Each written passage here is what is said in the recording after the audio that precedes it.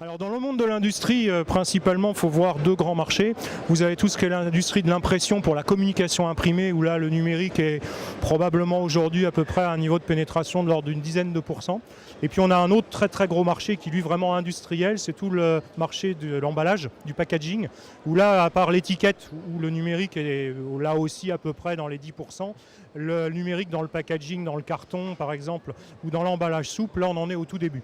Alors le numérique s'adapte très bien, il offre surtout des possibilités différentes que les technologies, de ce que les technologies conventionnelles proposent aujourd'hui.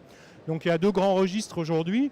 Le numérique, de manière inhérente, sait faire des choses plus rapidement, dans des délais donc beaucoup plus rapides et sur des petites séries que l'impression conventionnelle. Donc ça, c'est déjà un positionnement notamment dans l'emballage, parce que tout simplement, les petites quantités dans les techniques conventionnelles en offset par exemple, ou dans l'emballage en flexo, ne sont pas réalisables en numérique, en conventionnel, excusez-moi, mais le sont en numérique. Donc là, on ouvre une fenêtre de possible. Ensuite, il y a un deuxième domaine dans lequel le numérique excelle, et qu'il est le seul à faire, c'est le côté personnalisation ou emballage unique.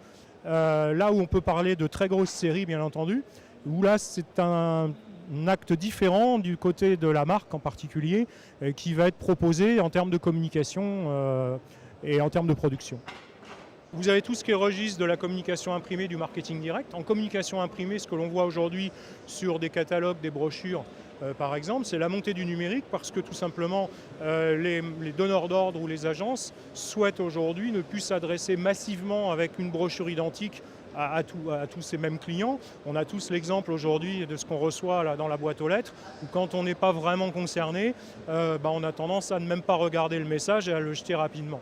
Alors que si on a un message qui est bien ciblé, qui est créatif, qui est attractif sur le plan visuel, donc une communication plus soignée, l'impression numérique ici va aider à faire passer le message et à avoir un message mieux perçu.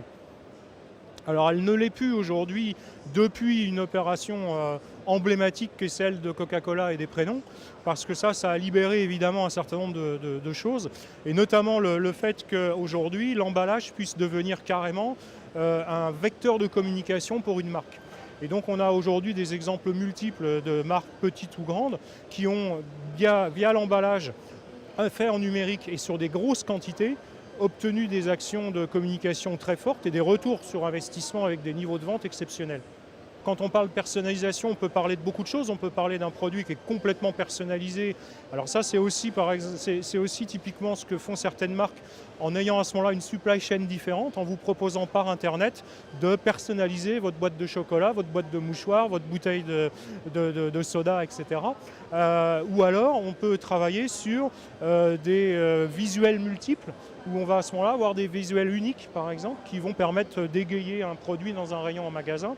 Donc là, on ne fait pas de personnalisation au sens où on n'a pas, on va dire, de nom, des choses comme ça, mais on vient décliner avec un logiciel qui s'appelle HP Mosaic, qu'on a conçu pour ça.